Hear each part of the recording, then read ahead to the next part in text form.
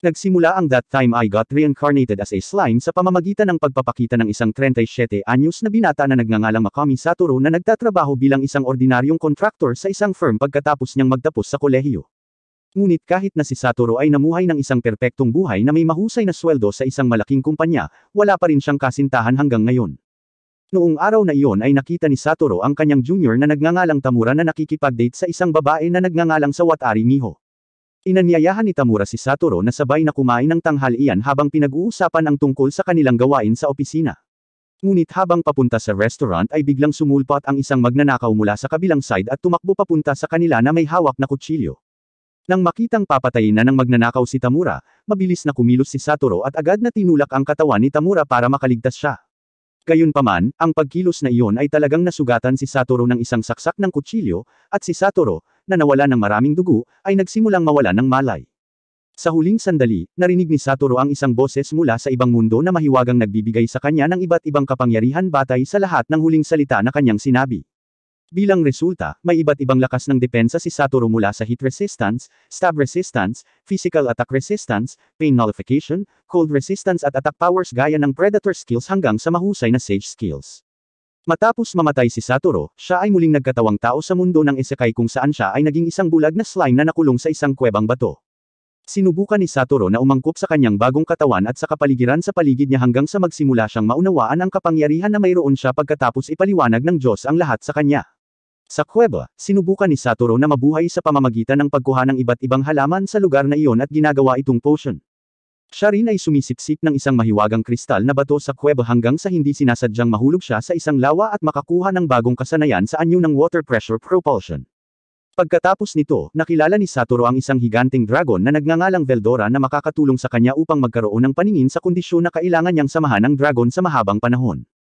Pumayag si Satoru sa alok at binigyan siya ng dragon ng magic perception skill na nagpapahintulot sa kanya na makakita. Matapos mapagtanto ang kakaiba at katalinuhan na taglay ni Satoru, tinanong siya ni Veldora kung paano siya nakulong sa kuweba. Matapos marinig ang tungkol sa kwento ng muling pagkakatawang tao ni Satoru, sinabi ni Veldora kung paano siya nakulong sa kuwebang bato.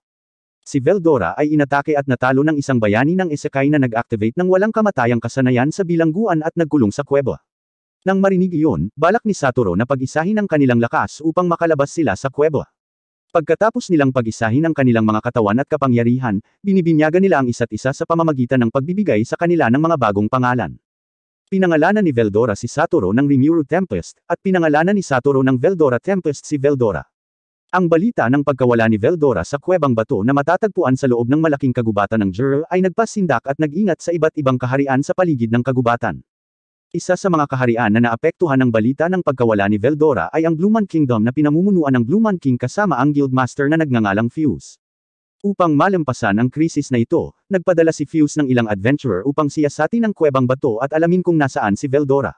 Sa kabilang banda, si Rimuru na ngayon ay nakatanggap na ng kapangyarihan ni Veldora ay nagsimulang makipaglaban sa iba't ibang halimaw tulad ng mga higanting itim na ahas, Armosaur, itim na gagamba hanggang sa mga higanting paniki upang makakuha ng mga bagong kasanayan.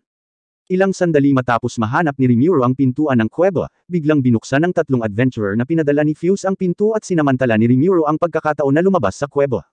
Matapos matagumpay na makalabas sa kuweba ng bato, nakasalubong ni Rimuru ang isang grupo ng mga goblins na akmang sasalakayin siya dahil natakot sila sa kanyang presensya sa kagubatan na kanilang tinitirhan. Sinubukan ni Rimuru na kumbonsihin sila na hindi niya sila sasaktan at nagsimulang makipag-usap sa kanila. Matapos mapagtanto na si Rimuru ay hindi isang masamang slime, ang mga goblins ay humingi ng tulong sa kanya upang tulungan silang salakayin ang mga direwolves na sumisira sa kanilang kagubatan. Ito pala ay humingi ng tulong kay Rimuru ang mga goblins dahil mayroon itong napakalaking aura at naniniwalang matutulungan sila ni Rimuru na talunin ang mga direwolves.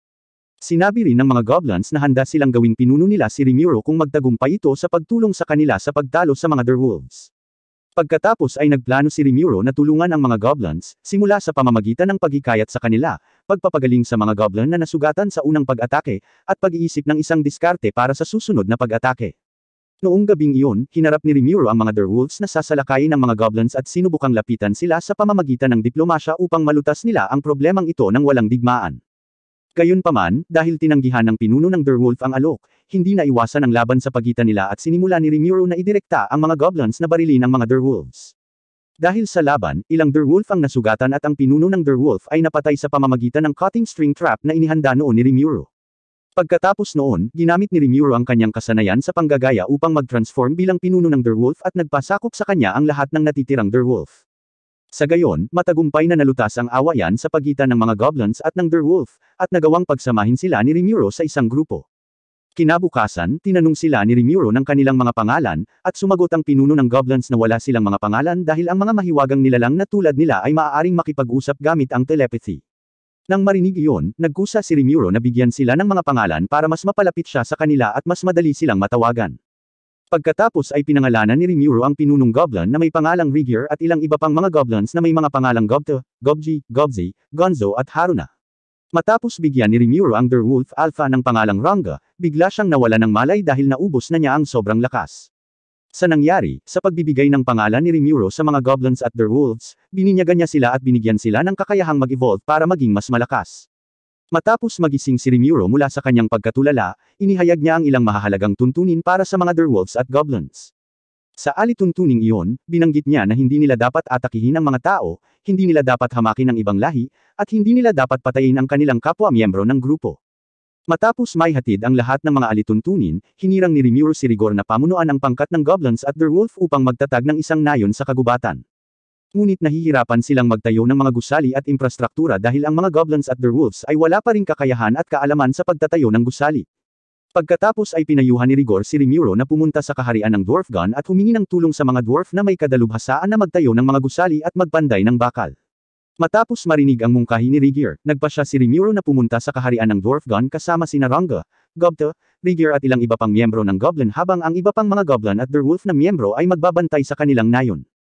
Sa kalagitnaan ng paglalakbay, nagpahinga sila saglit sa pampang ng Amelia River para ipunan ang kanilang lakas. Kinagabihan, nakatanggap si Rimuro ng impormasyon na ang kaharian ng Dwarfgon ay pinamumunuan ng isang taong hari na nagngangalang Gazel na lumikha ng isang liberal na sistema sa kaharian.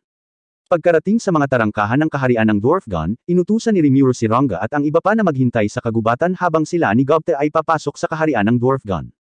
Habang nasa security check line, nakipag-away si Rimuro sa dalawang lalaki at nagdulot ng kaguluhan sa lugar ang away. Bilang resulta, sina Rimuro at Gobte ay nahuli ng Dwarfgon Royal Security Officers at ikinulong sa Royal Prison. Sa loob ng selda ng bilangguan, narinig ni Rimuro na isang Armorosaurus monster ang umaatake sa mga hangganan ng kaharian, kaya nag-alok siya ng tulong sa pamamagitan ng pagbibigay ng ilang healing potion para gamutin ang mga nasugatang dwarf. Ang Royal Prison Guard na nagngangalang Kado ay tumanggap din ng potion at nagpasya na palayain sina Rimuro at Gobte dahil sa tulong na ibinigay ni Rimuro na nagligtas sa tatlong dwarf sa kanilang kaharian. Bilang pasasalamat, ipinakilala ni Kado si Rimuro sa isang panday na nagngangalang Kaijin para makahingi siya ng tulong sa pagtatayo ng infrastruktura ng nayon kasama ang tatlong dwarf na iniligtas ni Rimuro. Ngunit hindi matulungan ni Kaijin si Rimuro dahil mayroon pa rin siyang ilang tungkulin mula sa maharlikang ministro na nagngangalang Feste na gumawa ng mga sandata ng espada at mangolekta ng mga kristal na bato para gumawa ng mga sandata. Nang marinig ito, binigyan ni Rimuro si Kaijin ng isang bukol ng kristal na bato na dati niyang kinuha sa kuwebang bato sa pag-asang tutulungan siya ni Kaijin. Pagkatapos ay tinulungan niya si Kaijin na kumpletuhin ang isang sandata sa pamamagitan ng pagkopya sa sandata ng espada na dati niyang ginawa. Sa gabi, dinala ni Kaijin si Rimuro sa isang tavern para uminom at magsaya habang ipinakikilala siya sa isang babaeng manghuhula. Binanggit ng babaeng manghuhula na makakatagpo si Rimuro ng isang babae mula sa ibang mundo sa hinaharap, at ang babaeng iyon ang magiging soulmate niya. Sa kalagitnaan ng kasiyahan, biglang sumulpot ang ministro na si Feste na may mayabang na ugali habang iniinsulto sina Kaijin at Rimuro bilang hamak na nilalang. Nang marinig ang sinabi ni Feste, nakaramdam ng galit si Kaijin at agad siyang inatake hanggang sa mabugbog. Bilang resulta, sina Rimuro at Kaijin ay ikinulong sa maharlikang bilangguan upang litisin sa harap ni Haring Gazel kinabukasan. Habang nasa bilangguan, nagpasya si Kaijin at ang tatlong dwarf na nagtrabaho para sa kanya na tulungan si Rimuro at sumama sa kanya sa malaking kagubatan na nayon ng Jura. Sa sumunod na araw, si Rimuro at ang iba ay nasa korte sa harap ni Haring Gazel upang magpasya kung sila ay parurusahan o hindi. Nagsinungaling si Feste sa pamamagitan ng pagsuhol sa abogado ng depensa ni Kaijin para ma-corner ang kanyang posisyon at magmukhang guilty si Kaijin sa harap ni King Gazel. Sa kabutihang palad, si Haring Gazel, na nalaman ang nangyari, ay nagpasya na palayain si Kaijin at ang iba pa. Pagkaalis ni Kaijin at ng iba pa, agad na pinagalitan ni Haring Gazel ang ministrong si Feste dahil sa paninirang puri kay Rimuro, ang taong tumulong sa kaharian ng Dwarfgon gamit ang mga healing potion. Samantala, sa Bluemont Kingdom, nakatanggap si Fuse ng ulat mula sa tatlong adventurer na nauna nang ipinadala sa kuwebang bato, na sina Caval, Eren, at Guido. Matapos makatanggap ng ulat mula sa kanila, muli silang pinadala ni Fuse upang imbestigahan ang kagubatan ng Jura dahil maaaring nagtatago si Veldora sa paligid ng kagubatan. Nang malapit nang umalis sina Caval, Guido at Eren para sa Jura Forest, nakilala nila ang isang nakamaskara na babae na nagngangalang Shizu na gustong sumama sa kanila. Sa kabilang banda, si Rimuro at ang iba ay bumalik sa kanilang nayon kasama ang mga dwarf na may kasanayan bilang isang karpintero at isang panday. Sa tulong nila, nagsimulang matutunan ng mga goblins ang mga pamamaraan sa paggawa ng iba't ibang infrastruktura at gusali sa kanilang nayon. Naging mas mabisa ang pag-unlad ng nayon dahil may kakayahan na ang mga goblins, at mas lumawak ang nayon. Habang nagpapatrol si Rimuro kasama si Gobta, nilapitan siya ni Rigier at iniulat na may ilang tao na nakalusot sa Jura Forest. Ang mga taong tinutukoy ni Rigier ay 3 adventurer mula sa Bluemont Kingdom na dati nang ipinadala ni Fuse at kasalukuyang hinahabol sila ng isang grupo ng mga higanteng halimaw. Matapos tumakbo ng medyo malayo, biglang huminto si Shizu at agad na nilabanan ang higanteng langgam gamit ang kapangyarihan ng Fire Sword hanggang sa mapatay ang maraming higanteng langgam. Ngunit nang hindi makabantay si Shizu, isang higanteng halimaw na langgam na buhay pa ang biglang sumalakay sa kanya mula sa likuran. Saktong dumating si Rimuro at agad na pinakawalan ang kanyang makapangyarihang kakayahan para iligtas si Shizu. Pagkatapos ay inanyayahan ni Rimuro si Shizu at ang 3 Bluemont adventurer na magpahinga sa kanilang nayon. Habang sabay silang kumakain ng tanghalian, tinanong ni Rimuro kung saan sila nanggaling at ang dahilan ng kanilang pagpunta sa Jura Forest. Pagkatapos ay ipinaliwanag ni Caval na sila ay mga adventurer mula sa Bluemont Kingdom na ipinadala ng Royal Advisor upang imbestigahan ang kinaroroonan ng dragon na si Veldora na nawala mula sa walang hanggang bilangguan. Kinahapunan, nagkaroon ng pribadong pag-uusap si Rimuro kay Shizu dahil naniniwala siyang si Shizu ang babaeng dati nang hinulaang magiging soulmate niya. Ipinaliwanag ni Rimuro kay Shizu na siya ay isang tao na nagmula sa ibang mundo at muling nagkatawang tao sa mundong iyon pagkatapos niyang mamatay sa pagliligtas ng isang tao. Nang marinig ito, sinabi ni Shizu kay Rimuro na siya ay tao rin mula sa ibang mundo na sinaman sa mundo ng isekai noong gabi ng pagdiriwang ng paputok sa Japan. Dahil dito, nag-alala si Rimuro dahil alam niya na ang isang tao na dumating sa mundo ng isekai bilang resulta ng summoning ritual ay magkakaroon ng mga kahihinatnan bilang isang sumpa mula sa dakilang kapangyarihang nakuha nila. Gayunpaman, dahil ayaw ipaliwanag ni Shizu kung ano ang magiging kahihinatnan ni Rimuro, iginagalang din niya ang pinili ni Shizu. Nang makita ang kalungkutan sa mukha ni Shizu, sinubukan ni Rimuro na i-comfort siya sa pamamagitan ng pagpapakita ng ilang magagandang alaala at tanawin sa Japan gamit ang kanyang espesyal na kapangyarihan. Hindi nagtagal, si Rimuro ay hiniling ni Kaijin na bumalik sa nayon habang si Shizu ay tahimik pa rin sa burol na inaalala ang nakakatakot na proseso ng summoning ritual na kanyang naranasan sa nakaraan. Ang eksena ay lumipat sa nakaraan upang ipakita ang mga alaala ni Shizu sa oras na naganap ang ritual ng pagpapatawag. Sa mundo ng mga tao, si Shizu o dating pinangalanang Shizu Ozawa, ay hindi sinasadyang nakilala ang isang demon lord na nagngangalang Leon Cromwell kasama ang fire spirit na nagngangalang Efreet. Pinag-isa ni Leon ang fire spirit sa kaluluwa ni Shizu sa isang seremonya ng pagpapatawag ng espiritu at ginamit niya si Shizu bilang kanyang sandata upang talunin ang bawat kaaway na kanyang kinakaharap. Pagkaraan ng ilang oras, sa wakas ay nakuha ni Shizu ang isang maliit na babae bilang kanyang bagong kaibigan sa mundo ng isekai, ngunit isang araw, hindi niya sinasadyang inatake at pinatay ang babae dahil sa impluwensya ng fire spirit na kinokontrol ni Leon. Matapos mapagtanto ni Shizu na pinatay niya ang kanyang kaibigan, nakaramdam siya ng labis na pagkakasala at na trauma kung kaya't gabi-gabi siyang binabangungot. Bumalik sa kasalukuyan, nagiging komportable na si Shizu kay Rimuro dahil maibabahagi niya ang kanyang nararamdaman na sa lahat ng oras na ito ay itinatago niya sa sarili. Sinabi ni Rimuro na maaaring manatili si Shizu sa nayon hanggat gusto niya, ngunit tinanggihan ni Shizu ang alok dahil gusto niyang hanapin ang kinaroroonan ni Leon na siyang nagkulong sa kanya sa mundo ng isekai. At nang ang 3 Bluemont adventurers ay babalik na sa kaharian, inanyayahan nila si Shizu na sumama sa kanila ngunit tumanggi ito at bigla siyang nakaramdam ng sakit. Tumalabas na ang fire spirit ay pumalit sa kamalayan ni Shizu hanggang sa siya ay naging isang fire spirit figure at agad na sinira ang ilang mga gusali sa Jura Forest Village. Agad namang hiniling ni Rimuro kay Rigier na ilikas ang mga goblins at Derwolf habang siya at ang 3 Bluemont adventurer ay susubukan na labanan ang fire spirit na kumokontrol sa katawan ni Shizu. Noong una ay nahirapan si Rimuro na talunin ang fire spirit, at nagulat siya na ang pag-atake ng kutsilyo na tubig ay hindi nakakaapekto sa espiritu ng apoy. Ngunit pagkatapos malaman na ang kapangyarihan ni Eren ay maaaring makasakit sa fire spirit, agad na pinakiusapan ni Rimuro si Eren na atakihin siya upang makopya niya ang kapangyarihang iyon. Matapos hilingin ni Rimuro kay Ranga na kunin ang lahat ng mga adventurer ng Bluemont na nasugatan sa pagsabog ng apoy palayo sa lugar na iyon, sinubukan ni Rimuro na atakehin ang espiritu ng apoy ng mag-isa gamit ang lakas ng Iceland. Kahit na ginamit ng fire spirit ang kapangyarihan ng mga anino at natrap si Rimuro sa extermination magic, kaya pa rin niyang mabuhay dahil mayroon siyang matinding heat resistance. Pagkatapos na makita ang espiritu ng apoy na hindi nakabantay, ginamit ni Rimuro ang pagkakataon upang igapos ang espiritu ng apoy at lumunin siya ng kapangyarihan ng Predator skill upang siya ay makulong sa loob ng kanyang katawan. Pagkatapos ng laban, nailigtas si Shazoo, at inalagaan siya ni Rimuro, umaasang gagaling siya. Nang magkamalay si Shazoo, humingi siya ng tawad kay Rimuro dahil inatake niya si Rimuro at ang tirahan ng mga goblins. Pagkatapos ay sinabi ni Shazoo na noong nakaraan, nakilala niya ang isang nakamaskara na bayani na tumulong sa kanya upang makatakas sa kontrol ni Leon, at bago sila maghiwalay, ibinigay ng bayani ang kanyang maskara sa kanya. Matapos mawala ang bayani, sinimulan ni Shazoo ang isang pakikipagsapalaran upang labanan ang kasamaan sa mundo ng isekai bago siya magtapos sa pagtuturo sa kaharian ng Ingrasyo kung saan matatagpuan ang mga sinaman na bata mula sa mundo ng mga tao. Napagtanto ni Shazoo na malapit na siyang mamatay dahil sa sumpa na nakuha niya mula sa ritual ng pagpapatawag ng espiritu, kaya hiniling niya kay Rimuro na sabihin sa kanya ang kanyang tunay na pangalan. Pagkatapos ay sinabi ni Rimuro kay Shazoo ang tungkol sa kanyang tunay na pangalan. Hinayaan niyang magpahinga si Shazoo sa kanyang katawan at nangako na hahanapin niya si Leon. Matapos mamatay si Shazoo, binigyan siya ni Rimuro ng kanyang huling paggalang at ginamit ang kanyang Predator skill upang iligtas ang katawan ni Shazoo. Sa susunod na araw, ang mga adventurer ng Blue Mond ay nagpaalam kay Rimuro at nagpasalamat kay Shazoo.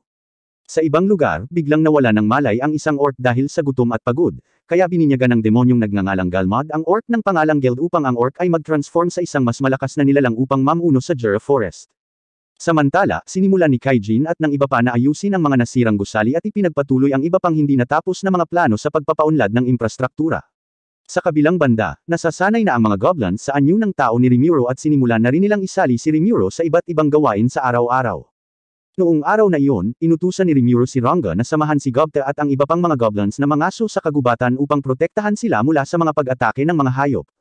Samantala, si Rimuro ay papasok sa kuweba ni Veldora upang magsanay ng bagong kasanayan sa anyo ng itim na apoy at subukang gamitin ang maskara ni Shazoo na maaaring magtago ng kanyang makapangyarihang aura. Di nagtagal, nakatanggap si Rimuro ng emergency signal mula kay Ranga na nagpapahiwatig na nasa panganib ang mga goblin. Agad silang hinabol ni Rimuro at natagpuan ang mga goblins na nasugatan sa pag-atake ng 6 na ogre. Matapos pagalingin ang mga nasugatang goblins, sinubukan ni Rimuro na lapitan ang mga ogre upang makipag-ayos upang walang maganap na walang kabuluhang labanan. Ngunit tumanggi ang mga pinuno ng ogre na makinig sa kanya dahil inakala nila na si Rimuro ang nagpadala ng grupo ng mga orc para sirain ang kanilang nayon. Ito ay dahil si Rimuro ay nakasuot ng parehong maskara ng taong nagpadala ng mga orc. Matapos ang isang napakaikling labanan, maaaring talunin sila ni Rimuro at nagpas siyang ipakita ang kanyang lakas sa mga ogre upang maging handa silang isaalang-alang ang kanyang alok sa negosasyon. Napigilan ang ikalawang labanan matapos hikayatin ng nakababatang kapatid na babae ng leader ng ogre ang pinuno ng ogre na imbestigahan kung sino ang nagpadala ng mga orc sa kanilang nayon. Pagkatapos nito, humingi ng tawad ang mga ogre kay Rimuro at sa mga goblins sa pagkakaroon ng masamang ugali sa kanila. Bago umalis ang mga ogre, inanyayahan sila ni Rimuro na mag-inuman ng sama-sama sa kagubatan na nayon ng Jura habang nagkukwentuhan. Sa pag-uusap, sinabi ng mga ogre na ang kanilang nayon ay inatake ng mga makapangyarihang orc at kontrolado ng isang demonyo na may napakalaking kapangyarihan. Nang marinig iyon, pinayuhan ni Rimuro ang mga ogre na makipag-alyansa sa mga goblins at sumali bilang kanyang mga tauhan upang magkaroon sila ng masisilungan. Kinabukasan, pagkatapos ng maraming pagsasaalang-alang, pinuntahan ng pinuno ng ogre si Rimuro at nagpa siya na sumama sa kanyang mga nasasakupan hanggang sa magtagumpay sila sa paghihiganti sa mga orc. Matapos marinig ang kanilang katapatan, bininyagan ni Rimuro ang mga ogre gamit ang mga pangalang Shion, Hakuro, Saoe, Kurubi, Shuna at hinirang si Benemaro bilang pinuno. Samantala, sa ibang lugar, isang hukbo ng mga orc na may bilang na libu-libo ang nagsimulang dumagsa sa mga hangganan ng Lizardman Kingdom sa lugar ng Lake Seas. Ang mga Royal Guard ng Lizardmen ay agad na nagpaalam sa hari ng Lizardmen tungkol sa pagdating ng mga tropang orc na patungo sa kanilang teritoryo. Pagkatapos ay inutusan ng Lizardman King ang kanyang anak na nagngangalang Gabiru na imbestigahan kung ano ang dahilan ng pagpunta ng hukbo ng orc sa kanilang teritoryo at pagtagumpayan ang pagsalakay ng hukbo ng orc. Kasabay nito, nakatanggap si Rimuro ng impormasyon mula kay Benemaro at Saoe na mayroong isang demonyo na nagngangalang Galmod na pumunta sa kanilang nayon upang bautismuhan ang mga ogre, ngunit pinalayas ni Benemaro ang demonyo. Kaya may posibilidad na ang nasa likod ng lahat ng mga pangyayaring ito ay ang demonyong si Galmod. Samantala, si Gabiro, na dumating sa gitna ng Jura Forest kasama ang kanyang mga tropa upang magtipon ng mas maraming tropa mula sa mga goblins, ay nagnanais na pumunta sa Jura Forest Village upang sakupin ang nayon. Ngunit pagkarating ni Gabiro at ng kanyang mga tropa sa nayon, madali silang natalo ni Gobta, kaya tumakas sila sa takot. Pagkatapos ay ipinadala ni Rimuro si Saoe upang imbestigahan kung ano ang nangyayari sa kaharian ng Lizardmen. Mula sa pagsisiyasat na isinagawa ni Soe, sa wakas ay nakakuha si Rimuru ng impormasyon na libu-libong tropang orc ang darating sa teritoryo ng Lizardman Kingdom. Noong gabing iyon nang si Rimuru at ang iba ay nagpupulong, ipinaalam ni Soe na mayroong isang Dryad na gustong makipagkita kay Rimuru. Matapos lumitaw ang Dryad, ipinakilala niya ang kanyang sarili bilang trainee at hiniling kay Rimuru na tumulong na talunin ang hukbo ng orc at isang makapangyarihang orc lord. Nang gabing iyon, hiniling ni Rimuru kay Soe na makipagkita sa Lizardman King at sabihin sa hukbo ng Lizardman na huwag munang atakihin ang hukbo ng orc dahil maaaring kopyahin ng hukbo ng orc ang mga kakayahan sa pag-atake ng mga Lizardmen. Sa kabilang banda, nakasalubong ni Gabiro at ng kanyang squad ang isang demonyo na nakabalat kayo bilang isang payaso. Ang demonyo ay nagsulsul kay Gabiro na magsagawa ng kudeta laban sa hari ng Lizardmen o sa sariling ama ni Gabiro. Kasabay nito, dumating si Soe sa kaharian ng mga Lizardmen at naghatid ng mensahe mula kay Rimuru upang hindi umatake ang mga tropa ng Lizardmen at gumamit lamang ng mga diskarte sa pagtatanggol hanggang sa dumating ang tulong mula kay Rimuru. Bagamat sa una ay tinanggihan ito ng mga miyembro ng kaharian ng Lizardmen, pagkatapos nilang makita ang mga kakayahan ni Soe, nagpasya silang sumunod sa kahilingan at nakipag-alyansa kay Rimuru. Sa kasamaang palad, pagkatapos umalis ni Soe sa kaharian ng Lizardmen, dumating si Gabiro kasama ang kanyang mga tropa at agad na nagsagawa ng kudeta sa kanyang sariling ama. Matapos matagumpay na magsagawa ng kudeta, naghanda si Gabiro at ang kanyang mga tropa na salakayin ang mga tropang orc na malapit nang dumating sa kanilang teritoryo. Sa kabilang banda, si Rimuru at ang iba pa ay handang lumaban sa mga orc at papunta na sila sa kaharian ng Lizardmen. Sa daan, nakita ni Rimuru ang anak na babae ng Lizardman King, na nasugatan mula sa pakikipaglaban sa hukbo ng orc na nag-iisa. Matapos pagalingin ang prinsesa gamit ang isang potion, tinanong ni Rimuru ang prinsesa kung paano ang kasalukuyang kalagayan ng mga Lizardmen, at sumagot ang prinsesa na sa kasalukuyan, si Gabiro ay nagsagawa ng kudeta sa kanilang ama. Nang marinig iyon, determinado si Rimuru na tulungan ang Lizardman King na talunin ang hukbo ng orc at maibalik ang kanyang trono sa Lizardman Kingdom. Si Gabiro at ang kanyang hukbo ay nagsimulang magpumiglas upang talunin ang hukbo ng orc matapos na mapagtanto na ang hukbo ng orc ay maaaring makaagaw ng pisikal na lakas mula sa hukbo ng Lizardman. Bukod dito, nakita ni Gabiro ang isang higanteng general ng orc na may nakakatakot na aura, na tiyak na nagparamdam sa kanya ng takot sa pag-iisip ng kapangyarihan ng orc lord. Napatunayang tama ang naunang hula ni Benem Aro, na ang utak sa likod ng lahat ng pangyayaring ito ay ang demonyong si Galmod na kasalukuyang nagbabantay sa mga tropang orc gamit ang isang magic crystal ball mula sa gitna ng Jura Forest. Ilang sandali pa, nagpakita si Dryad at sinadya niyang patayin si Galmod ngunit sa kasamaang palad, nakatakas si Galmod at ang kanyang mga nasasakupan.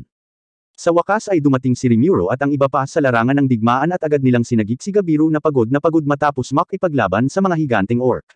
Matapos iligtas ni Gobta at Ranga si Gabiro, nagsimulang makipaglaban ang mga ogre gamit ang kanilang mga espesyal na kakayahan. Si Benem Aro ay umatake gamit ang kapangyarihan ng itim na apoy, si Hakuro ay umatake gamit ang kapangyarihan ng espada at si Shion ay umatake ng napakalupit na nagawa nilang laslasin ang hukbo ng orc ng medyo malaking bilang. Nagsimulang mag-transform si Ranga sa isang Tempest der Wolf upang magkaroon siya ng kapangyarihan ng isang nakamamatay na bagyo na maaaring wakasan ang mga tropang orc na nakapaligid sa hukbo ng Lizardmen. Kasabay nito, nagawang iligtas ni Soe ang hari ng Lizardmen at direktang nakipag-ugnayan sa demonyong si Galmod upang ipakita ang pagkatalo ng hukbo ng orc na ipinadala niya. Si Galmod na nagpanik dahil ang pagkatalo ng orc army sa labanang ito ay maaaring magalit sa demonyong Panginoon at maparusahan siya, agad na sumugod sa larangan ng digmaan upang harapin si Rimuru. Pagdating ni Galmod sa battlefield, inis na inis siya sa mga tropa ni Rimuru habang tinatawag ang orc lord na nilikha niya kanina. Si Rimuru, nang hindi nakaramdam ng kahit katiting na takot, ay agad na lumapit kay Galmod at ipinakita ang kanyang kapangyarihan ng labis na ikinatakot siya nito. Ang orc lord na nagngangalang Geld ay lumitaw pagkatapos ni Galmod at ipinatawag siya upang salakayin si Rimuru. Ngunit sa hindi inaasahan, sa halip na salakayin si Rimuru, pinatay ni Geld si Galmod at nabiktima siya dahil sa gutom.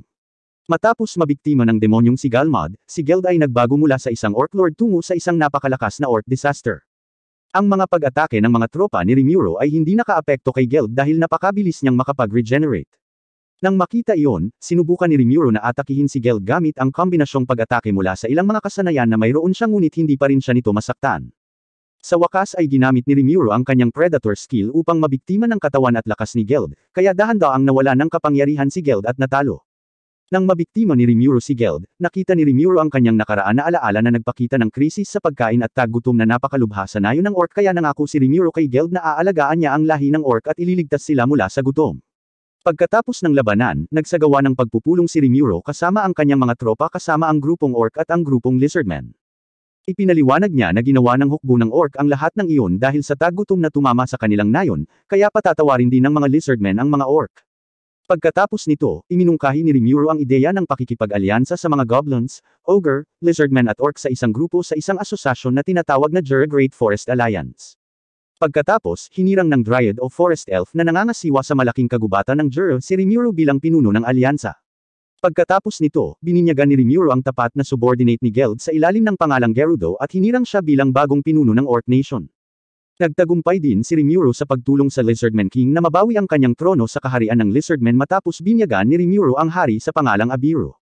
Matapos maging hari si Abiru ng mga Lizardmen, pinatalsik ni Abiru si Gabiro at ang kanyang mga tropa bilang parusa sa lahat ng pagkakamali at kudeta na ginawa niya noon.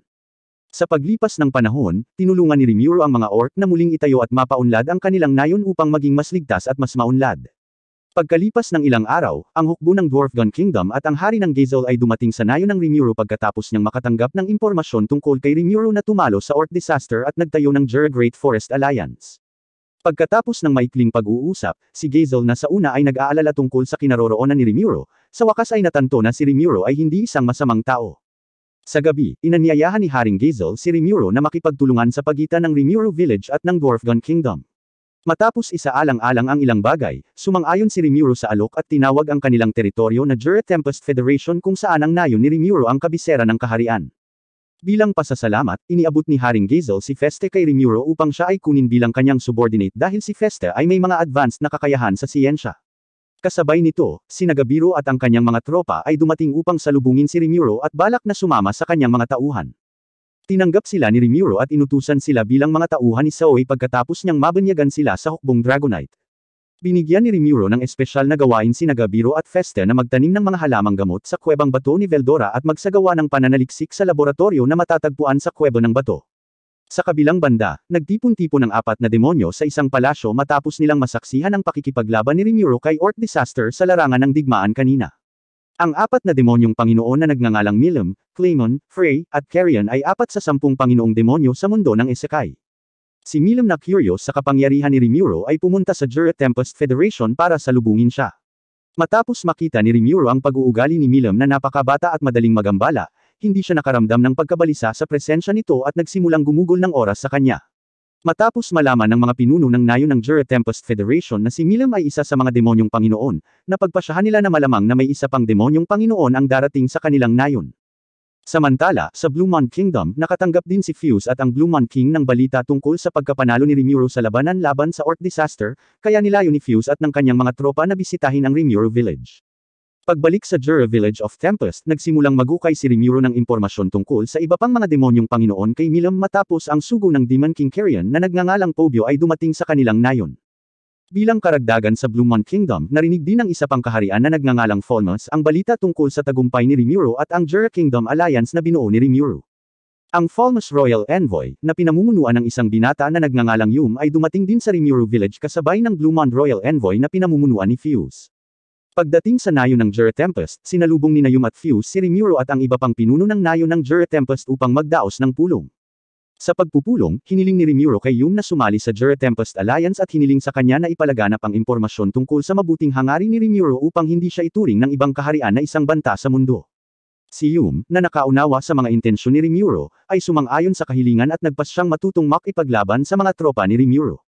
Sa kabilang banda, ang Demon Lord Claymon ay nakatanggap ng balita na ang pinakamalakas na halimaw na nagngangalang Charybdis ay malapit nang bumangon at inutusan ni Claymon ang kanyang nasasakupan na nagngangalang Tyr na maghanap ng paraan upang makontrol si Charybdis.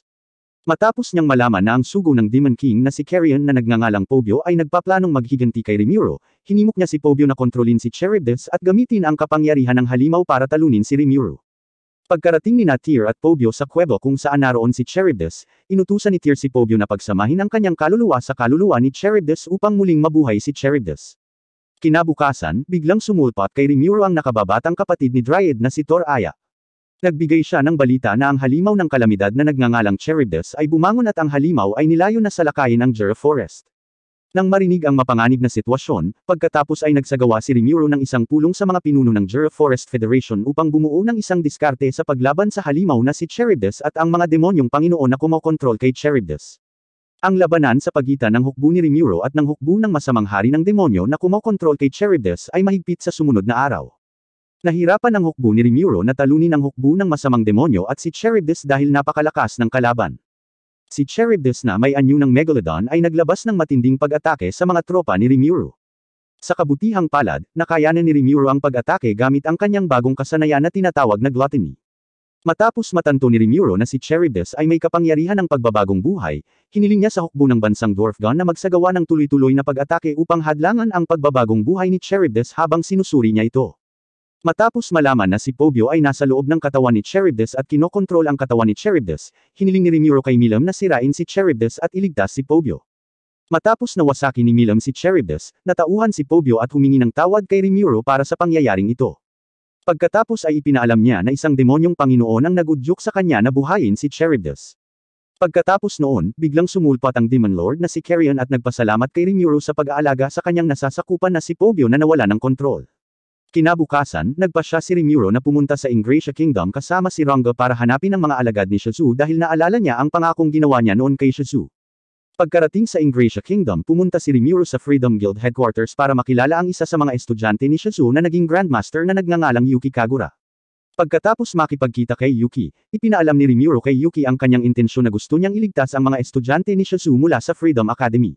Sa tulong ni Yuki, itinago ni Rimuru ang kanyang sarili bilang isang guro sa akademya para makalapit siya sa mga estudyante ni Shizue. Kinabukasan ng magtuturo na si Rimuru, sinabi ni Yuki kay Rimuru ang tungkol sa isa sa mga estudyante ni Shizue na nagngangalang Hinata Sekiguchi na umalis sa akademya ilang taon na ang nakararaan. Sa silid-aralan, nakilala ni Rimuru ang 5 estudyante ni Shizue na nagngangalang Kenya Misaki, Ryota Sekiguchi, Gail Gibson, Alice Rondo, at Chloe Aubert. Dahil minamaliit at hindi pa rin siya pinapansin ng mga estudyante, nagpasya si Rimuru na kunin sila isa-isa laban sa kanya. Sa lahat ng laban na iyon, nanalo si Rimuru at hiniling na makinig sa kanya dahil siya ang matalik na kaibigan ni Shizue, na ipinadala niya upang iligtas sila. Ninanais din ni Rimuru na tulungan sila sa pamamagitan ng pag-uugnay sa kanilang mga kaluluwa sa mga espiritu, kung paanong si Shizue ay konektado sa apoy na espiritu ni Efreet. Sa gayon ay mapalaya niya ang kanilang mga kaluluwa tulad ng pagpapalaya niya kay Shizue mula sa espiritu ng Efreet kanina upang ang mga bata ay hindi magdusa sa mga kahihinatnan ng nakamamatay na sumpa. Matapos mang-alap ng impormasyon, sa wakas ay natagpuan ni Rimuru ang isang lugar na tinitirhan ng mga makapangyarihang espiritu sa mga hiyas ng kaharian ng Ingratia. Pumunta doon si Rimuru kasama si Ranga at 5 mga disipulo ni Shizue upang mahanap ang espiritu na hinahanap nila. Matapos makapasok sa gusali, ginamit ni Rimuru ang kanyang mental na mapa upang dumaan sa iba't ibang sobrang komplikadong mga silid tulad ng isang maze ng hindi naliligaw. Pagkaraan ng ilang sandali, isang misteryosong boses ang biglang narinig na sinusubukang makipag-usap sa kanila, at sinabi ni Rimuru na gusto lang nilang makakuha ng mga pagpapala mula sa mga matataas na espiritu. Hindi nagtagal, dinala si Rimuru at ang iba pa sa isang silid na tinitirahan ng isang malaking robotic golem. Sa kabutihang palad, madaling matalo ni Rimuru ang robot na golem at sirain ang golem gamit ang kapangyarihan ng itim na apoy. Pagkatapos niyang pagbantaan ang espiritong kumokontrol sa golem na magpapakawala siya ng panibagong pag-atake ng itim na apoy, biglang lumitaw ang espiritu at nagpakilalang isa sa mga demonyong Panginoon sa isekai na nagngangalang Ramirez. Habang ang mga bata ay nagpapahinga sa katawan ni Ranga, si Rimuru ay may maikling chat kay Ramirez at sinabi niya sa kanya na ang mga demonyong Panginoon sa isekai ay talagang mga dakilang espiritu ngunit sila ay naging mga Panginoon ng demonyo pagkatapos ng isang paglabag o pagkakamali. Pagkatapos nito, inanyayahan ni Ramirez si Rimuru at ang iba pa na pumunta sa isang silid kung saan maaari silang humingi ng kahilingan sa isang espiritu. Sa pamamagitan ng kahilingan, ang lahat ng mga disipulo ay nakakakuha ng isang relasyon sa iba't ibang mga espiritu batay sa kanilang kapangyarihan. Nakuha ni Gail ang espiritu ng elemento ng lupa, nakuha ni Alice ang espiritu ng elemento ng kalawakan, nakuha ni Kenya ang liwanag na espiritu, nakuha ni Ryota ang elementong espiritu ng tubig at hangin. At sa wakas, nakakuha si Chloe ng isang napakabihirang at makapangyarihang diwa ng diwata sa anyo ng isang babae na kahit papaano ay may relasyon kay Veldora. Nang mapagtantong isa itong napakalakas na espiritu at mahirap kontrolin, sinubukan ni Ramirez na pigilan ang espiritu ng babae na makapasok sa katawan ni Chloe ngunit huli na siya. Ipinaliwanag ni Ramirez kay Rimuru na ang espiritu ay isang espiritu na nagmula sa hinaharap at nakatanggap ng proteksyon mula sa espiritu ng panahon. Gayunpaman, casual na tumugon si Rimuru hanggat hindi sinasakta ng espiritu si Chloe. Matapos magkaroon ng koneksyon sa espiritu, ang mga proteges ni Rimuru ay nagsimulang mamuhay ng normal tulad niya. Gumaan ang loob at masaya si Rimuru na natupad niya ang kanyang pangako kay Shizue na protektahan ang mga estudyante sa Freedom Academy.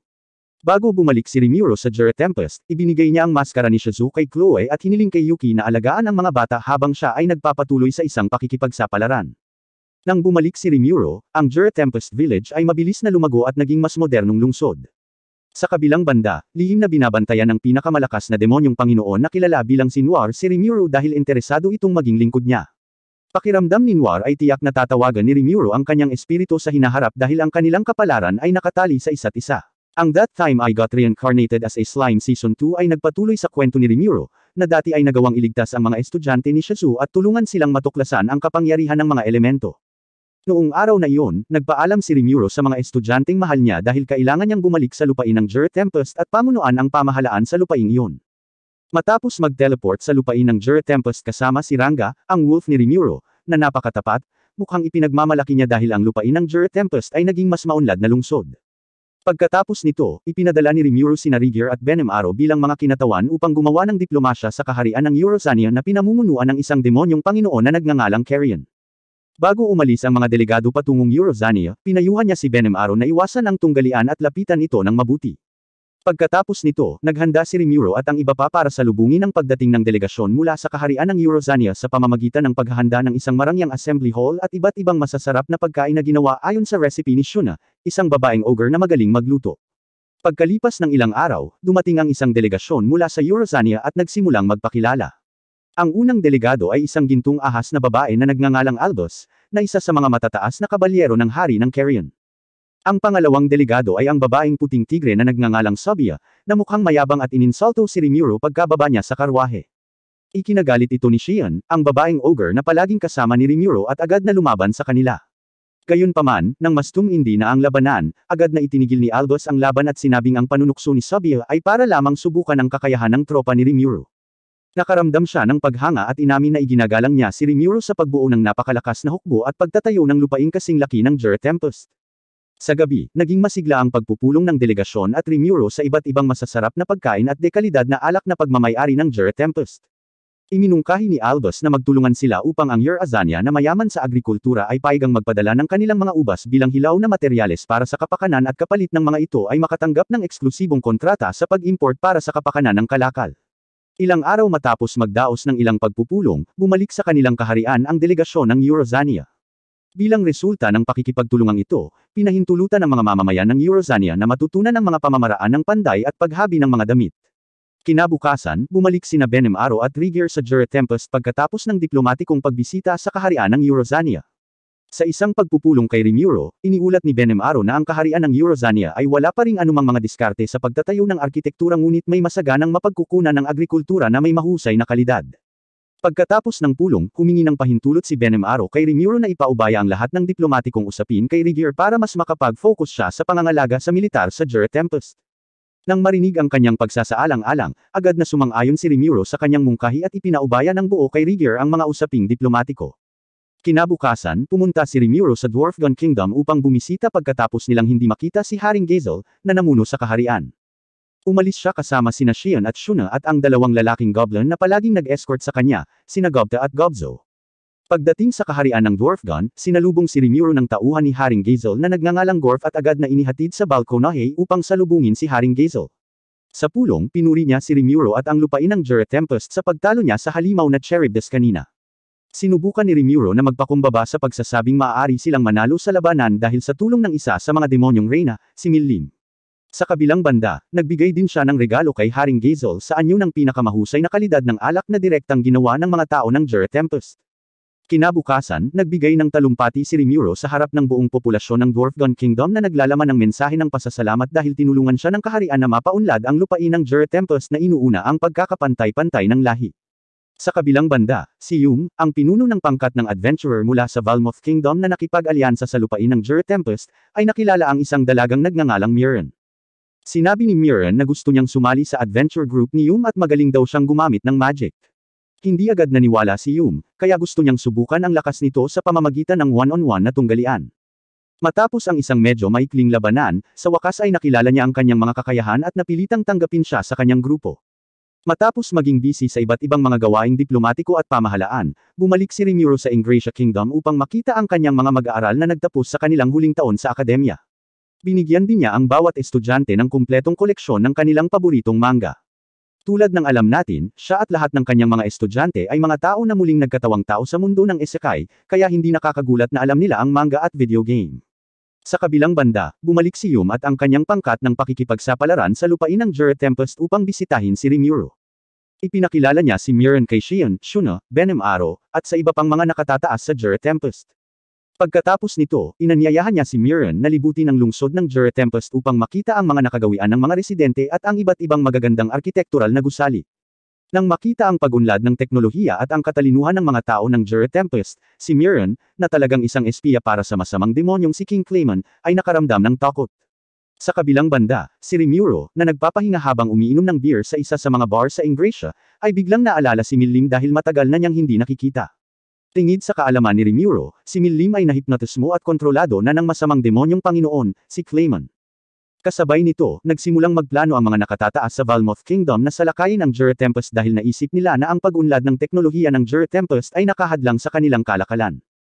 Ang hari ng Valmoth Kingdom na pinangalanang Edo Maris at ang kanyang royal advisor na nagngangalang Raisin ay nagsimulang magtipon ng mga tropa mula sa mga puwersang militar, ang mga taga-sunod ng banal na simbahan, at ang 3 tao na kabalyero na mga subordinate ni Raisin.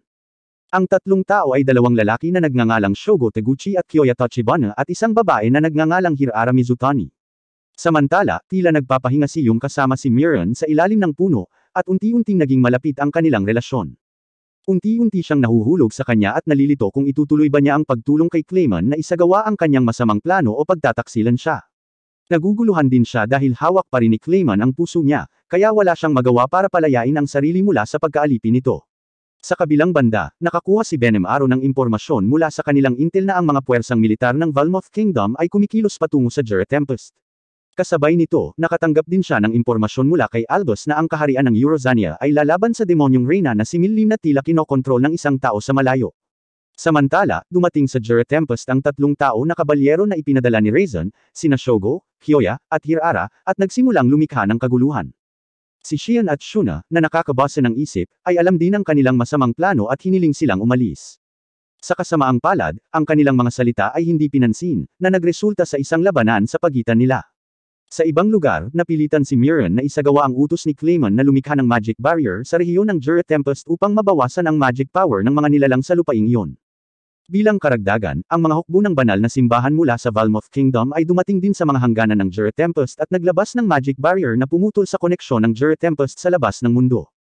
Si Shuna, na nakakakita ng magic barrier, ay may premonition na may masamang mangyayari sa Jura Tempest. Unti-unting nagsimulang maganap ang plano ni Clayman na supilan ang lakas ng mga residente ng Jura Tempest kung saan biglang nakaramdam ng sakit si Shion at biglang nanghina ang kanyang katawan.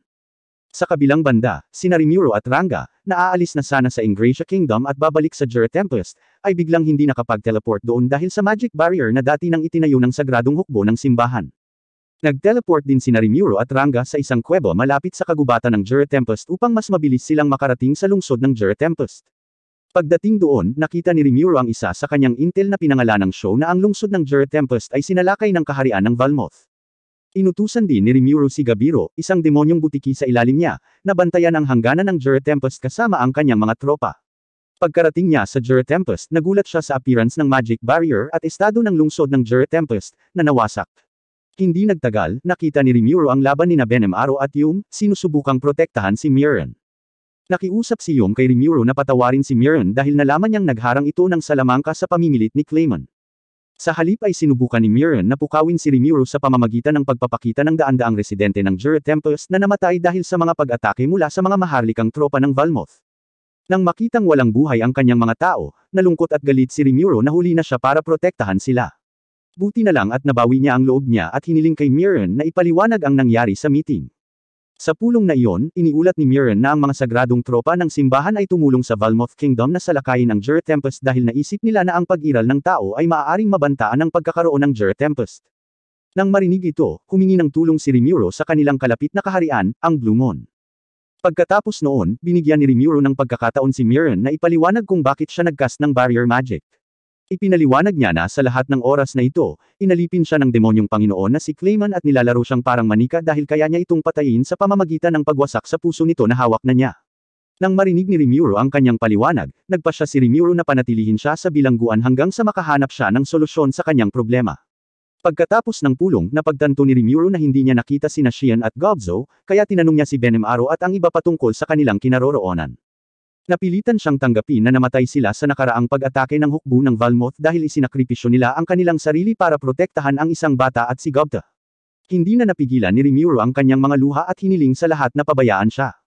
Hindi nagtagal, dumating ang knight mula sa Blue Moon Kingdom sa Jura Tempest, at sinabi sa kanya ng babaeng kabalyero na nagngangalang Eren na narinig niya ang ritual ng Edo Tensei na maaaring bumuhay sa mga patay. Nang marinig ito, hiniling ni Rimuru kay Eren na ipaliwanag ito dahil umaasa siyang mailigtas niya ang mga patay na tao ng Jura Tempest. Matapos marinig ang paliwanag ni Eren tungkol sa demonyong Reyna na si Millim na kayang buhayin ng isang dragon na dati niyang matalik na kaibigan, mas determinado si Rimuru na maging isang panginoon ng demonyo at buhayin ang mga tao ng Jura Tempest. Pagkatapos nito, pinuntahan ni Rimuru si Miran at nagpasya na parusahan niya ito ng parusang kamatayan para sa lahat ng kanyang mga aksyon na naglagay sa mga tao ng Jura Tempest sa panganib. Gayunpaman, lumalabas na hindi niya talaga siya pinatay. Pinalitan ni Rimuru ng bagong puso ang artificial na puso sa kanyang katawan dahil ang pusong ito ay naging kasangkapan ni Claymon. Matapos mabuhay muli si Miran, pinasalamatan din niya si Rimuru sa kanyang kabutihang loob sa pagpapatawad sa kanyang mga pagkakamali. Pagkatapos nito, sinabi ni Rimuru kay Yum ang tungkol sa kanyang planong patayin ang buong hukbo ng hari ng Valmoth, kasama si Haring Valmoth, upang siya ay maging panginoon ng demonyo. Kaya, gusto niyang si Yum ang susunod na hari na mamuno sa bagong Valmoth Kingdom. Humihingi din siya ng tulong kay Miran upang tulungan siyang isagawa ang ritual ng Edo Tensei upang mabuhay niya ang mga tao ng Jura Tempest. Sa isang pagpupulong, inihayag ni Rimuru na susubukan niyang maging isang demonyong panginoon upang maisagawa niya ang ritual ng Edo Tensei upang buhayin ang mga naninirahan sa Jura Tempest. Ipinaliwanag din niya na siya ay talagang isang tao na muling nagkatawang tao sa isang buhay na slime sa mundong iyon. Gayunpaman, itinuring na niya ang lahat ng mga nilalang sa Jura Tempest na parang sarili niyang pamilya. Matapos maging demonyong panginoon si Rimuru, plano niyang lumikha ng mapayapang mundo kung saan magkakasamang mabuhay ang mga tao at iba pang lahi. Sumunod, sinimulan nilang talakayin ang diskarte upang harapin ang hukbo ng Valmoth Kingdom at ang banal na simbahan at kung paano madaig ang hadlang ng mahika sa kalangitan ng Jura Tempest. Inutusan ni Rimuru ang kanyang mga tropa na sirain ang mga tool sa paligid ng lungsod ng Jura Tempest, kung saan ang mga tool ay sinadyang inilagay ng kaaway upang lumikha ng barrier magic. Sisirain ni Benem Aro ang mga tool sa silangang lugar, habang sisirain ni Hakuro, Rigir, at ng mga goblins ang mga tool sa kanlurang lugar. Ang stealth troops ni Gabiro ang bahala sa southern area, habang ang Jura Tempest Intel ay ide-deploy para pangalagaan ang northern area. Sina Shuna at Miran ay espesyal na itinalaga upang lumikha ng mahika na maaaring maprotektahan ang mga residente ng Jura Tempest. Si Eren at ang Blue Moon Kingdom Knights ay naatasan din na bantayan silang dalawa ni Yum. Di nagtagal pagkatapos nito, nagsimulang isagawa ng mga tropa ni Rimuru ang kani-kanilang tungkulin. Si Benem Aro, na may kapangyarihan ng kanyang magic sword, ay madaling talunin ang kalaban at sirain ang mga magic tool na humaharang sa silangang lugar. Ang hukbo ni Gabiro ay naglunsad ng isang pag-atake mula sa langit upang talunin nila ang kalaban at sirain ang magic barrier device ng sabay. Nagawa rin ng Jura Tempest Intelligence Squad, na kilala na napakahusay sa pakikipaglaban, na patayin ang lahat ng tropa ng kaaway sa pamamagitan ng paggalaw ng kidlat. Samantala, si Hakuro at ang hukbo ng Goblin ay lalaban sa mga human knight na ipinadala ni Raisin kanina. Habang minamaliit ng tatlong kabalyerong tao ang hukbo ni Rimuru, naging mayabang sila at madaling matalo ni Hakuro at ng iba pa. Nang papatayin na ni Geld si Shogo, biglang sumulpot si Raisin at iniligtas siya, kaya nakatakas sila. Matapos matalo ang lahat ng barrier magic tool ng kalaban, agad na gumawa sina Shuna at Miran ng bagong proteksyon portal para hindi na maulit ang insidente. Ngayon na ang oras para ipakita ni Rimuru ang kanyang tunay na lakas at patayin ang buong hukbo ng Valmoth Kingdom at ang hukbo ng banal na simbahan ng walang awa. Gumagamit siya ng isang galaw na tinatawag na Mekido na maaaring pumatay sa sinumang may mabilis na katana ng liwanag mula sa lahat ng direksyon. Pagkatapos ng matagumpay na pagpatay sa mga tropa ng kaaway, si Rimuru ay sumisipsip ng lahat ng mga kaluluwa ng tao mula sa mga tropa upang siya ay magsimulang mag-transform sa isang demonyong Panginoon. Matapos ang laban ay nakaramdam siya ng antok kaya tinawag niya si Ranga para dalhin siya sa mas ligtas na lugar. Bago iyon, tinawag niya ang isang demonyo na nagngangalang Kuro upang hanapin ang isang taong nagpapanggap na patay sa mga tropa ng kaaway at dinala ang taong iyon sa harap niya. Pagkatapos noon, natapos na ang pagbabagong anyo ni Rimuru bilang isang demonyong Panginoon, at ngayon ay kinilala siya ng mga tao at iba pang mga nilalang bilang ang Panginoon ng demonyo.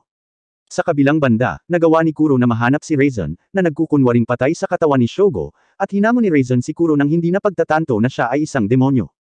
Sa huli, madaling naiiwasan ni Kuro ang mga pag-atake ni Raisin at agad siyang natalo sa isang hit. Samantala, pagkatapos maging demonyong Panginoon si Rimuru, sinimulan niyang gawin ang ritual ng Edo Tensei para buhayin ang mga patay na naninirahan sa Jura Place. Tinutulungan din siya ni Kuro sa pamamagitan ng pagbibigay sa kanya ng magic power na mayroon siya at ang kaluluwa ng demonyong hukbo upang magkaroon siya ng sapat na kapangyarihan para buhayin ang mga residente ng Jura Tempest. Ang proseso ng Edo Tensei ay maaaring tumakbo ng maayos, at lahat ng mga residente ng Jura Place na namatay ay matagumpay na nabuhay muli. Pagkalipas ng ilang araw, nakuha ni Rimuro ang balita na sinalakay ni Millim ang Eurozania, kaya humingi ng tulong sa kanya si Haring Carrion upang ang mga naninirahan sa Eurozania ay pinayagang sumilong sa Jura Tempest. Dagdag pa rito, humingi rin ng tulong si King Carrion kay Rimuro para matulungan sila ng kanyang mga tropa na talunin si Millim, na tila lumalakas na parang may magic power na kumokontrol sa kanya. Habang nagpapahinga si Rimuro kasama si Ranga, nagpasya siyang gawing subordinate niya si Kuro at binigyan siya ng bagong pangalan, Diablo. Pagkatapos noon, nakuha niya ang balita na matagumpay na nabuksan ang walang hanggang kulungan ni Veldora, kaya agad na sumugod si Rimuro sa kuwebang bato upang mailabas si Veldora. Nag-transform si Veldora bilang isang malaki at matipunong lalaki na nagtataglay ng pambihirang lakas matapos maging isang demonyong Panginoon si Rimuro. Saktong pagpapakilala niya kay Veldora sa kanyang mga tropa, isang dryad ng gubat ang lumitaw at lumuhad sa harapan ni Veldora habang inilalantad ang kanyang tunay na pagkatao. Matapos malaman na ang matipunong lalaki sa harap nila ay ang dragon na si Veldora, ang buong populasyon ng Jura Tempest ay lumuhad at nagbigay galang sa kanya. Pagkatapos nito, ipinagdiwang din ni Rimuro at ng mga residente ng Jura Tempest ang paglaya ng dragon na si Veldora mula sa walang hanggang bilangguan. Sa sumunod na pagpupulong, ipinakilala ni Rimuro si Diablo bilang kanyang personal na sekretarya upang tulungan si Xian. Pagkatapos ay ipinaalam niya sa kanila na ang susunod nilang plano ay talunin si Clayman, na sumalakay sa kaharian ng Eurozania sa pamamagitan ng pagkontrol kay Millim. Inutusan niya si Rigir na bantayan ang natitirang mga hukbo ng banal na simbahan sa kanluran habang si Xian at Yum ay itatalaga upang mag-interrogate kay Haring Edo Maris. Sa kalagitnaan ng pulong, si Haring Gazel at ang kanyang hukbo ay pumunta sa Jura Tempest upang batiin si Rimuro sa pagiging isang demonyong Panginoon. Bukod kay Haring Gazel, mayroon din siyang panauhin mula sa kinatawan ng kaharian ng duwende na nagngangalang Elalod, na siyang ama ni Eren. Sa kabilang banda, ang isa sa mga proteges ni Rimuro, si Yuki, ay tila nakipagtulungan sa isang dating demonyong Panginoon na nagngangalang Kazarim at isang payaso na nagngangalang Laplas upang salakayin ang mga tropa ng kanlurang banal na simbahan. Gayunpaman, ang kanilang pag-atake ay napigilan ng isang vampira na tinuturing na embodiment ng isang demonyong Panginoon na nagngangalang Valentine. Matapos mabigo ang kanilang plano, binalak ni Kazarim na magdaos ng isang party na Panginoon ng demonyo na karaniwang tinutukoy bilang Walpurgis na makakatulong sa kanilang malayang makalusot sa kanlurang banal na simbahan. Bumalik sa Jura Tempest, nakipagkita si Rimuro sa mga hari o kinatawan mula sa iba't ibang kaharian, tulad ni King Gazel mula sa Dwarfgun Kingdom, King Elalod mula sa Elf Kingdom, at King Fuse mula sa Blue Moon Kingdom, at yung bilang mga kinatawan ng Valmoth Kingdom. Nang lumitaw si Veldora at nagpakilala sa kanilang harapan, mukhang nagulat si King Gazel at King Fuse sa kanyang appearance. Pagkatapos nito, ipinagpatuloy ni Rimuro ang pagpupulong sa pamamagitan ng pagpapalam sa kanila na nakipaglaban siya dati kay Hanate Sakaguchi mula sa banal na simbahan sa kanluran. Nang marinig iyon, ipinaalam ni Haring Gazel kay Rimuro na ang posibilidad ng pag-atake ni Hanate ay dahil sa mga turo ng banal na simbahan sa kanluran, na itinuturing na banta sa sangkatauhan ang mga halimaw. Pagkatapos noon, binalak ni Rimuro na gamitin si Veldora para linangin ang magandang imahe sa mga karatig bansa, at agad siyang pumayag. Di nagtagal, ang isa sa mga demonyong reyna na nagngangalang Ramirez ay dumating kay Rimuro at sinabi sa kanya na malapit nang magkaroon ng pulong ng Walpurgis. Ipinaliwanag niya sa kanya na ang Walpurgis ay isang pagtitipon at tea party sa mga demonyo sa buong mundo. Ang demonyong Panginoon na nagmungkahi ng Walpurgis sa pagkakataong ito ay ang alyansa ni Clayman na binubuo ni Clayman, Millim, at Frey, isa pang demonyong reyna tulad ni Millim. Sa pulong na ito ng Walpurgis, iminungkahi ni Clayman ang paksa ng pagkawasak ng Jura Tempest at ang mga chismis tungkol sa pagpatay ni Rimuro kay Mirren. Nang marinig iyon, tapat na sinabi ni Rimuro kay Ramirez na ang utak sa likod ng lahat ng kaguluhang ito ay si Clayman habang itinuturo na si Mirren ay buhay pa. Nang marinig na inosente si Rimuro, nangako si Ramirez na susuportahan niya siya mamaya sa pulong ng Walpurgis. Sa pagpupulong, inutusan ni Rimuro sina Diablo at Yum na kunin si Haring Edo Maris bilang mga bilanggo upang mas madali para sa kanila na kontrolin ang Valmoth Kingdom. Hindi nagtagal, dumating ang spy squad ng Jura Tempest at ipinaalam kay Rimuro na ang isang napakalakas na mandirigma sa mga tropa ni Clayman ay pinangalan ng Yongza. Nang marinig ito, kailangan niyang agad na makahanap ng solusyon upang matulungan ang Eurozani Kingdom na talunin ang mga tropang Clayman sa ibang mga lugar. Nadama ni Rimuro na nilayo ni Clayman na patayin ang mga naninirahan sa kaharian ng Eurozania upang madagdagan ang kanyang kapangyarihan bilang pinakamalakas na Panginoon ng demonyo. Kinabukasan, inihayag ni Rimuro na gagamitin niya ang kapangyarihan ng teleportasyon upang ang buong hukbo ng Jura Tempest ay makarating sa Eurozania sa tamang oras. Kalaunan ng gabing iyon, nagsagawa ng pulong si Rimuro kasama ang mga nakatataas ng Jura Tempest upang talakayin ang pulong ng Walpurgis. Sa pulong na iyon, pumayag siyang dalhin sina Xian at Rangga upang samahan siya sa pagpupulong mamaya. Lumipat ang eksena sa isang lungsod na tinatawag na Dragon City, na kasalukuyang teritoryo ni Milam at pinamumunuan ng isang lalaking nagngangalang Midray. Nang gabing iyon ay labis na nagalit si Midray sa mga tropa ni Clayman at Yongza, na inaabuso sila. Nakuha ni Midray at ng 30,000 tropa na kanyang dinala ang halos kalahati ng supply ng pagkain ng hukbong Midray. Maging si Yongza ay biglang nilaslas ang kanang kamay ng subordinate ni Midray na nagngangalang Hermes dahil lang sa may mali itong nasabi. Sa kabutihang palad, pagkaalis ni Yongza dala ang mga natitirang supply ng pagkain, napagaling ni Midray ang kamay ni Hermes gamit ang kanyang healing powers.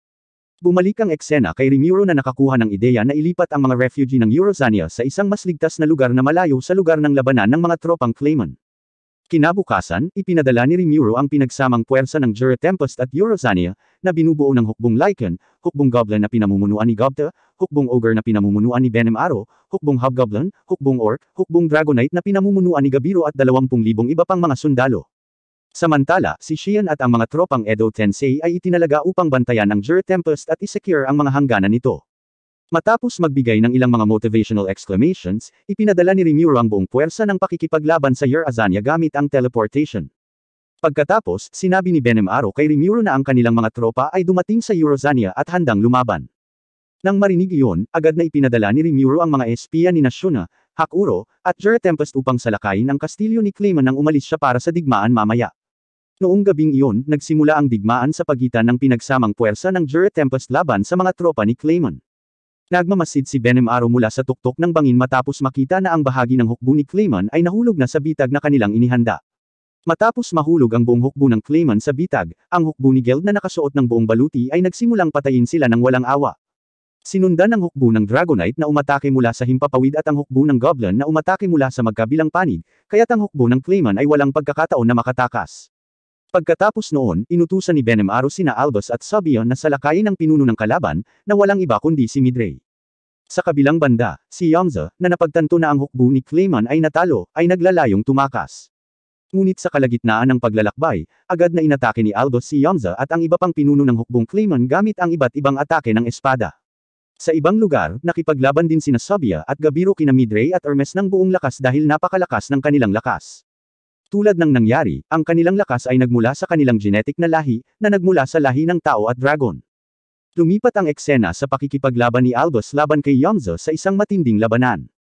Bagamat ginagamit ni Yongza ang kapangyarihan ng isang doppelganger na maaaring lumikha ng kambal na may parehong kapangyarihan tulad niya, madaling madaigyo ni Albus pagkatapos niyang mag-transform sa snake stealth mode na pinipilit siyang sumuko.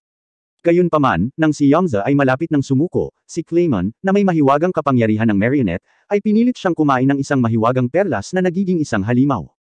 Sa kabutihang palad, si Benem Aro, na nakakaalam nito, ay agad na tumulong kay Albus upang patayin ang halimaw gamit ang kapangyarihan ng Hellfire.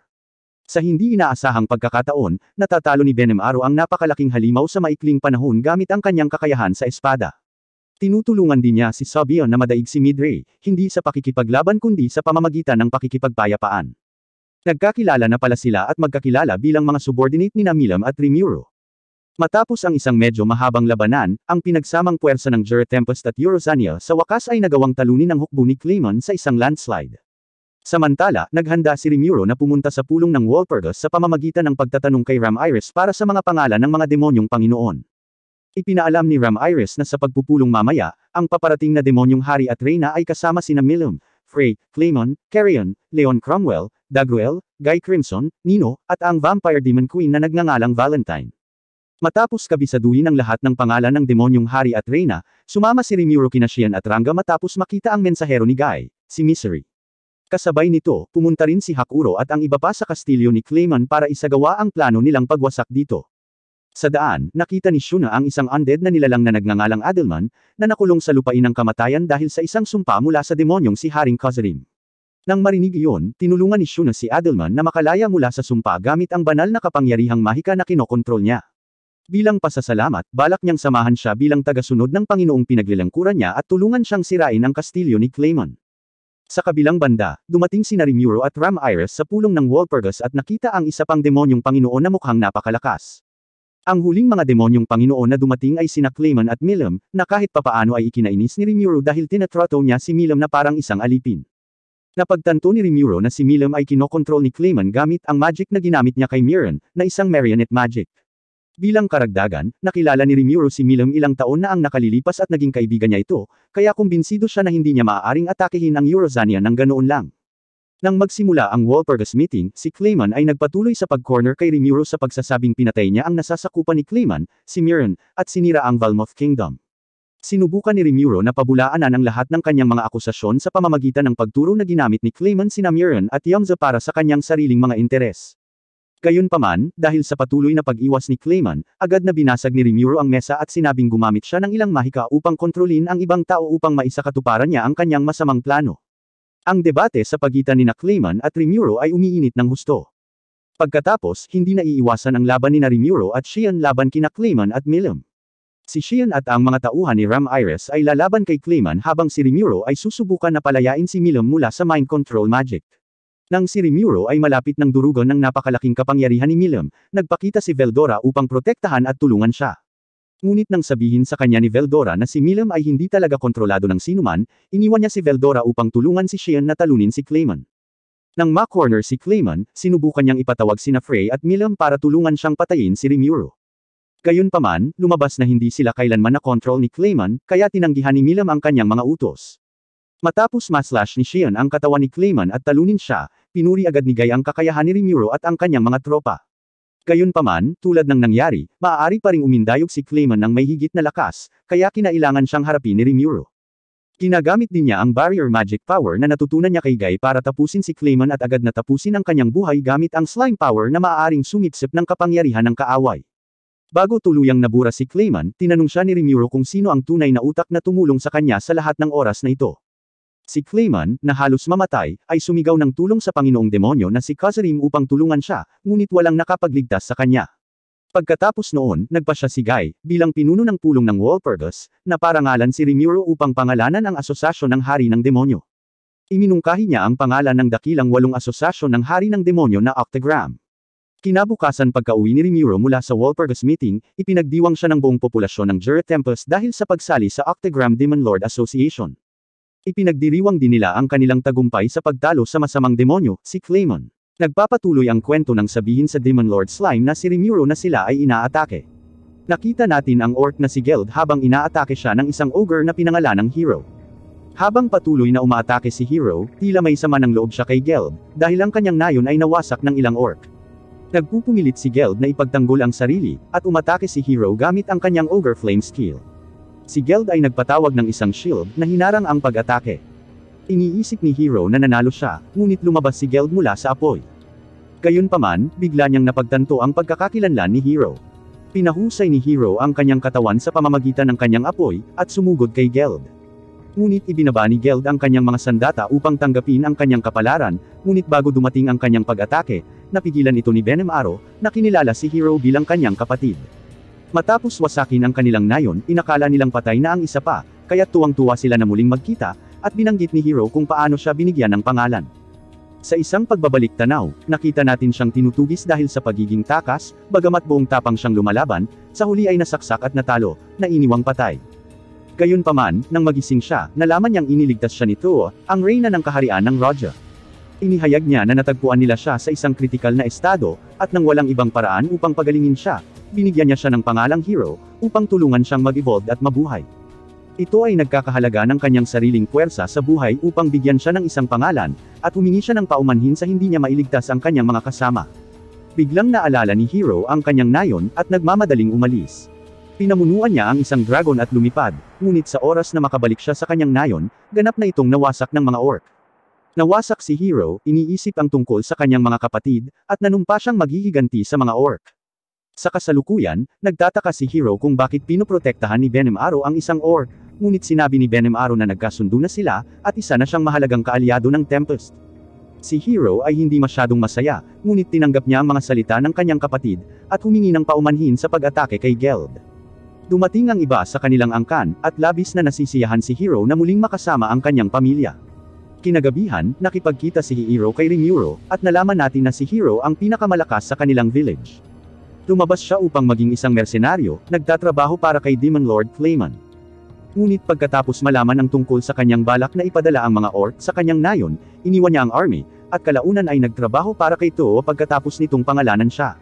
Ipinaliwanag ni Hero na ang kaharian ng Roja ay isang maliit na kaharian na ginagawang pagmimina ng ginto ang ikinabubuhay nito, ngunit pagkaraan ng ilang panahon, naubos ang ginto, at binibigay ni Queen Too sa kaharian ang lahat ng kanyang life force para panatilihing buhay ang kanyang mga tao. Ang mga henerasyon ng pagmimina ay naging sanhi ng toxins na nakalason sa lawa, kaya ginamit nito ang kapangyarihan ng kanyang tiara upang linisin ang tubig, ngunit gumamit siya ng labis na kapangyarihan, at nahimatay. Nalaman natin mula sa doktor na siya ay nagdurusa mula sa isang sumpa. Ang kanyang tiara ay nagbibigay sa kanya ng dakilang kapangyarihan, ngunit habang ginagamit niya ito, mas lalo siyang matutunaw ng sumpa nito. Iminumungkahi ng doktor kung hindi ginamit nito ang kanyang puwersa sa buhay upang pangalanan si Hero, hindi siya magiging mahina. Ang mga matatanda ay nag-iisip kung ano ang dapat nilang gawin, dahil ang kanilang kaharian ay nahihirapang kumita ng pera at mag-angkat ng pagkain para sa kanilang mga tao. Iminumungkahi ni Hero na maaari silang magtanim at magsaka sa kagubatan ng Juro, ngunit binalaan siya ng mga matatanda na ito ay walang limitasyon. Dahil ito ay binabantayan ng Storm Dragon na si Veldora, at ayaw nilang ipagsapalaran ang galit sa kanya. Ngunit pinipilit ni Hero na subukan, dahil ito lang ang kanilang pagpipilian. Matapos ipaliwanag ni Hero ang kanyang sitwasyon, ipinakilala ni Rimuro si Veldora sa kanya, na nasa kanyang anyo ng tao. Tinanong siya ni Rimuro kung bakit itinuturing na ipinagbabawal ang kagubatan, ngunit wala siyang ideya, at ibinigay ang kanyang pahintulot sa kanila na magsaka sa kagubatan. Kinabukasan, ang kanilang grupo ay nagtungo upang bumisita sa kaharian ng Roja. Habang lumilipad sila, nagkaroon ng aksidente sa isa sa mga dragon, na naging sanhi ng pagkahulog nito, ngunit nagawa ni Rimuro na gisingin ito pabalik, ngunit may napansin siyang kakaiba sa tubig. Ipinakilala si Rimuro sa mga elder ng kaharian, ngunit nagulat sila nang makita siya dahil nabalitaan nilang isa siyang slime. Kaya nag-transform si Rimuro para ipakita sa kanila ang tunay niyang anyo. Patuloy nilang tinatalakay ang tungkol sa paglilinang ng kagubatan, at ang mga matatanda ay nag-aalala tungkol sa pangangailangan ng tulong ng mga espesyalista. Ngunit sa sandaling iyon, biglang lumitaw ang Dryad na si Trainee, na nag-aalok na tulungan sila sa proyekto, at panatag ang loob ng mga matatanda. Sa pag-uusap na iyon, nakipagtagpo si Rimuro kay Too. Ginagamit niya ang kanyang kakayahan sa appraisal sa kanya, ngunit nalaman niyang hindi matatanggal ang sumpa ng tiara. Ngunit hanggat hindi niya ginagamit ang tiara, maaaring unti-unti siyang gumaling. Ngunit naisip ni Too na dapat niyang gamitin ang kanyang kapangyarihan para panatilihing ligtas ang kanyang mga tao, ngunit sinabi sa kanya ni Rimuro na siya na ang bahala dito para sa kanya. Tumungo sila sa lawa, at nakitang ito ay naging lason, na ginagawang nakakalason ang hangin. Iniisip ni Rimuro ang tungkol sa pag-alis ng mga lason mula sa minahan, ngunit iniisip na ang lason ay nagmumula sa ibang dahilan. Pumasok siya sa tubig, at hinati ang lawa, na nagpapakita ng magic circle na pinagmumula ng lason.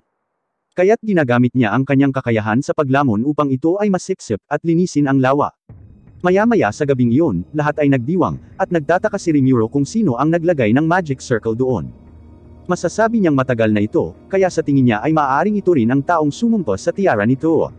Nagsimula ang pagtatanim sa kagubatan, at nakilala natin ang isang lalaki na nagngangalang Lakoa, na nabigla nang makitang nalinas na ang lawa, at gumaling na ang reyna. Nalaman natin na siya ang nasa likod ng lahat, at sinusumpa niya si Rimuro dahil sa pakikialam niya sa kanyang mga plano. Sa kanyang galit, nakakita siya ng isang cursed orb, at nagsimulang mag-isip ng isang bagong plano. Bumalik sa Tempest, nakatanggap si Rimuro ng ulat mula kay Diablo, isa sa pinakamalakas na primordial na demonyo, ngunit bigla silang naantala habang lumilitaw si Trainee. Sinasabi sa kanila na ang lawa ay biglang nalason muli, at ginamit nito ang kanyang kapangyarihan upang pigilan ito, ngunit nahulog sa kritikal na kondisyon. Kasabay nito, nagsimulang kumilos ang kalapit na kaharian upang salakayin sila, at napagtanto ni Diablo na kahinahinala ang tiyempo ng mga pangyayari. Naniniwala siyang maaaring kilala niya ang taong naglagay ng sumpa sa tiara ni Too, kaya umalis siya upang tingnan ito. Nakita natin si Hero na nagbabantay kay Too, at nalaman natin mula sa doktor, lumalala ang kanyang kondisyon.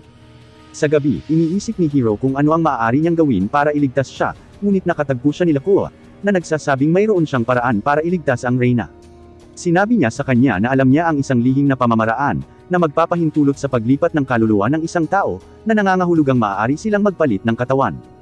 Dahil si Hero ay pinangalanan nito, siya ay may koneksyon sa kanya, at magiging angkop para sa pamamaraan. Nang marinig ito, agad na sumang-ayon si Hero, na gustong gantihan ang reyna sa pagliligtas sa kanyang buhay. Binigyan siya ni Lakoa ng isang cursed orb, na sinasabi sa kanya na makakatulong ito sa ritual, kaya nilamon ito ni Hero, at nagsimulang maramdaman ang kapangyarihan nito. Sinabi sa kanya ni Lakuo na ilipat si Tuo, upang hindi sila magambala sa panahon ng ritual. Nag-teleport si Rimuru sa kaharian, at biglang sinabi sa kanya ng mga matatanda na nawawala ang reyna.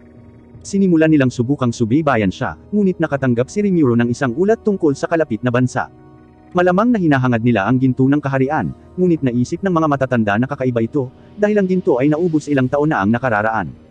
Habang naghahanda si Hiro para sa ritual, nagising si Tuo, at nalaman na sinusubukan ni Hiro na ibigay sa kanya ang kanyang katawan. Tumanggi siyang hayaan siyang gawin ito, ngunit iginiit niya, na sinasabi kay Lakuo na simulan ang ritual, ngunit tumawa si Lakuo habang ipinahayag niyang walang ritual ang paglilipat ng mga kaluluwa.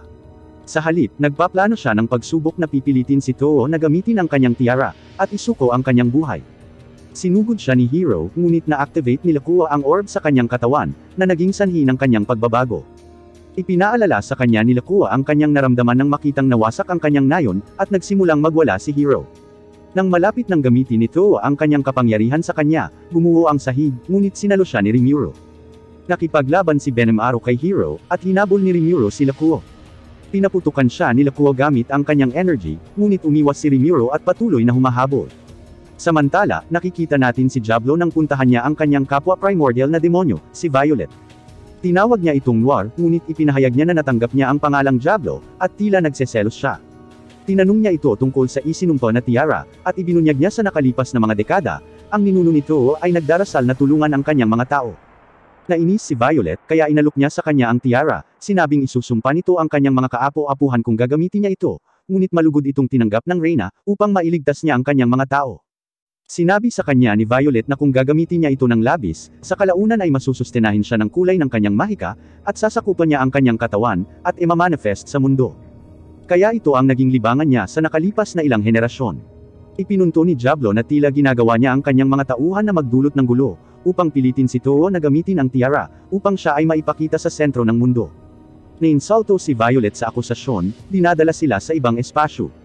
Nagsimulang maglaban ang dalawa, at naglunsad si Violet ng isang malakas na enerhiya kay Diablo. Patuloy na iniiwasan ni Diablo ang kanyang mga pag-atake, at kalaunan ay napapagod si Violet, sa pag-aakalang si Diablo ay lumakas pagkatapos makatanggap ng isang pangalan.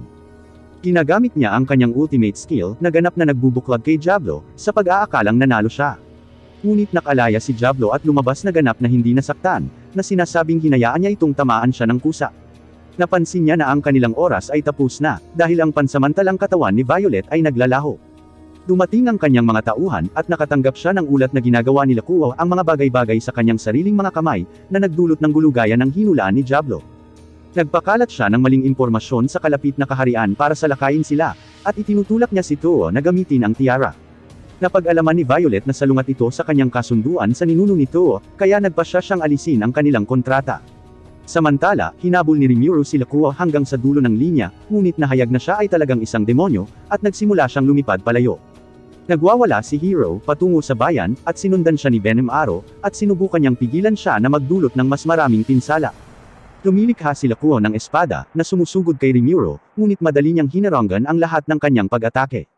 Naging desperado si Lakuo, ngunit sa isang iglap, na-corner siya ni Rimuru. Sinabi ni Lakuo na ipaghihiganti siya ng kanyang amo, at biglang nagkaroon ng liwanag sa kalangitan, nang magsimulang makipag-usap sa kanya si Violet. Sinabi niya na pinilit niya si Tuo na gamitin ang tiara, kaya malapit nang makuha ni Violet ang kanyang katawan. Ngunit sinabi niya sa kanya na gusto niyang makapili ang mga reyna, at sinira niya ang lahat ng kanyang kasiyahan, kaya nagpasya siyang pangunahan siya upang pagdusahan ang kapalaran ng kanyang sariling mga aksyon.